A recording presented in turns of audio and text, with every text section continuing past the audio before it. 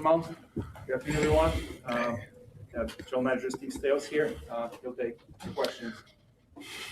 You maybe just start with generally kind of summing up what's happened in the last couple of days. Plenty of conversations. I think we took the approach with this deadline that it was an opportunity, like always, to try and make our team better. So we looked at just about everything. At the end of the day, we feel very good about our team and the direction that it's moving, the way we've been playing more recently in particular. And we made the deal yesterday for Warren Fogle, add a little more speed to our lineup. There's some variability with this player on where he can play in a line and what he can bring to a team. But overall, we're pleased with our group and the depth of our group. Why did you think speed was an important element? I think if you look at the way that we play, and we're a team that likes to get to the forecheck and get in quick. And certainly I think if you ask our coaches, you hear about pace all the time and sprinting. And I think that's what makes us a difficult team to play against when we're on our game. And so certainly Warren brings that along with the rest of our group. One of the things that you talked about a lot is maybe your right shot defenseman, an area you looked at, I'm sure. Is that something you can maybe look at again in the summer? Yeah, possible. We looked at everything, Bruce. We really did. It wasn't like we approached this deadline with caution. Like we were aggressively looking for areas or ways to be able to improve our team. At the end of the day, whether the players weren't available to us or what it might have been, we felt comfortable with our group. Some of the players that we looked at certainly weren't an upgrade to what we had here. And the depth of our group, I mean, I know a lot's been made of the right shot defense. You've asked me this before, but we do have an Olympian that's not in the lineup right now. So when you ask about depth and variability as well with Matt and Paolo, when he is in the lineup, can play on the left side. Just look at the future as well, just because you guys don't have your first round pick this year, you trade away your second. How much did that impact how you approach today specifically? Always mindful of the future, but it didn't hold us back from anything. It wasn't like I was in on anything, Alex, where I thought, I wouldn't do that if it wasn't going to improve the team. It just there just weren't those type of deals out there today.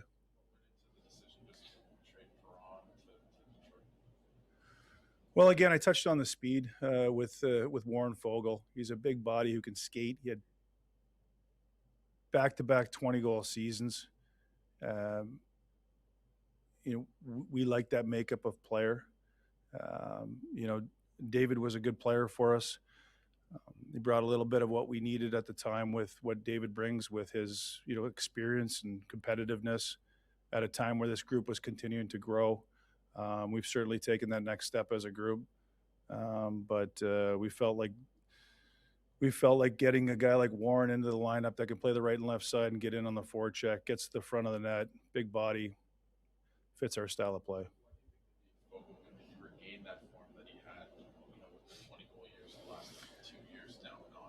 Well, I think if he was on a 20-goal pace this year, he wouldn't have been available. So sometimes you have to take a look at what the makeup of the player is and was the fit right? What's the timing of it?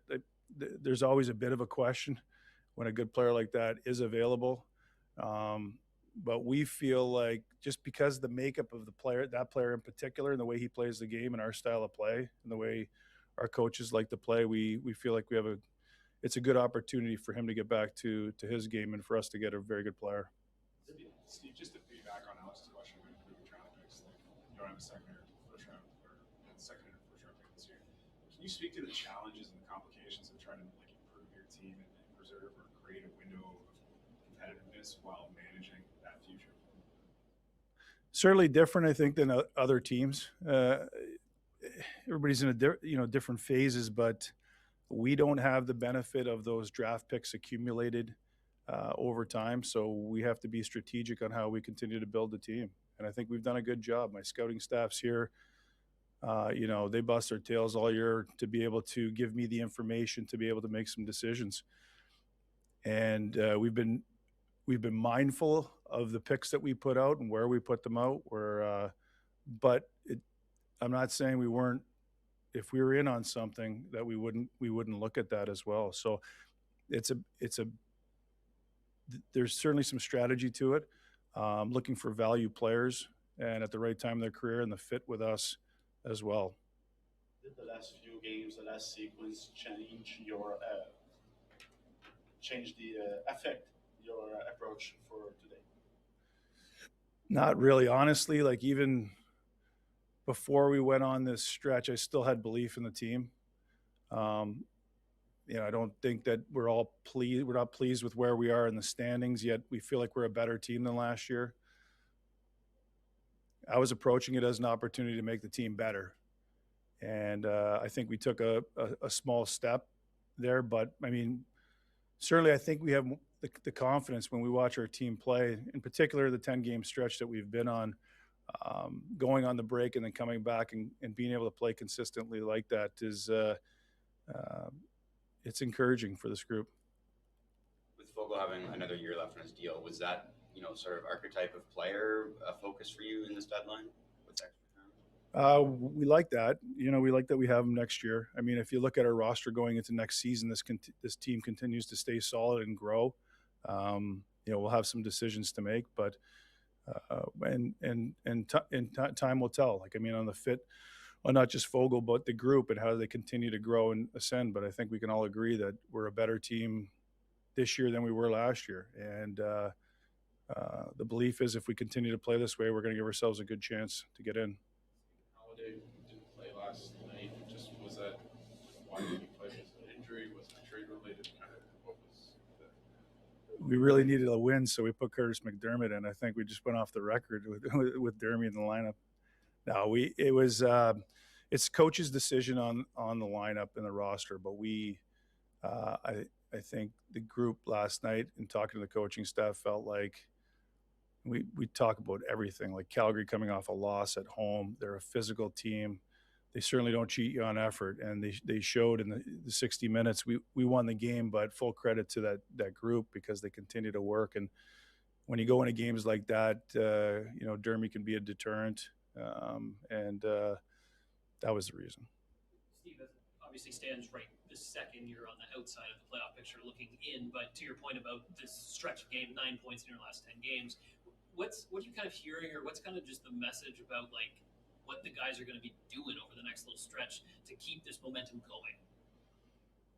I think we've been very consistent with our approach, and it's a process-driven approach. I think there's great confidence within that locker room on how good of a team that we could be.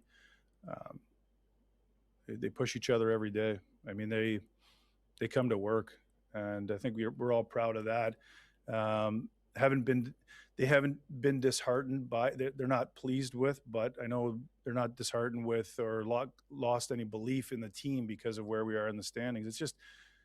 It's a really tough division, as you can see, and it looks like our group is up to the challenge. Steve, you talked about the deadline as an opportunity to talk about the general managers, open up dialogues, and revisit the offseason. Have many of those conversations today? I would say so. Yeah, there's certainly a lot. I don't know what the number was, but I think it was a light year for trades. I didn't really go back and recap it all, but it seems like it was light, and there's certainly, when you have these conversations on a possible transaction and you don't get there, a lot of times those conversations do pick up in the off season. Last year, you had a trade at the buzzer. Was anything like that happening today? Totally different today in the room. Like it was like, it was eerily quiet at times on deadline day. It was a little bit surprising, to be quite honest. And we probably looked at it. It was about 2:30. We still had about a half hour left, and recalled what we were doing last year at that time, and had a couple of things on the go. And it was completely different this year. And I've talked to you guys about that. Like on the inside, when you're in there, there's different years bring different opportunities or not. And I think it's important for our group when we look at things not to force things, be very honest about where we are with our team, and not look just to make trades just to make trades. Any idea as to why maybe this year was quiet, just not your team, but around the league as well? Haven't given it a lot of thought, but I would assume that so many teams feel like they're in it or pleased with their team, and maybe looked at it a little bit like us, where there's a player that we could look to possibly acquire, and then we look at the player that we have or how it would affect, and just didn't have a great deal of effect.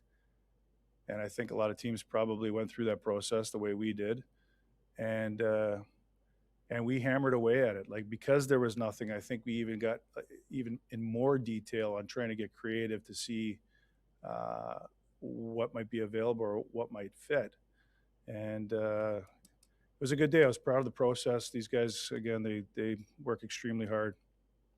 Have you had any conversation with your leadership group surrounding the trade deadlines, or you're reading about the trade deadlines? Yeah, for sure. Yeah, no, I have open lines of communication with not just but with the players, mostly the veteran players, where I don't go into detail. I don't think that they really want to know, but they know my approach. You are 30th in save percentage. How do you feel about your goaltending going into this final stretch? I feel confident in our goaltending, and I know what the numbers are. So, but I think when you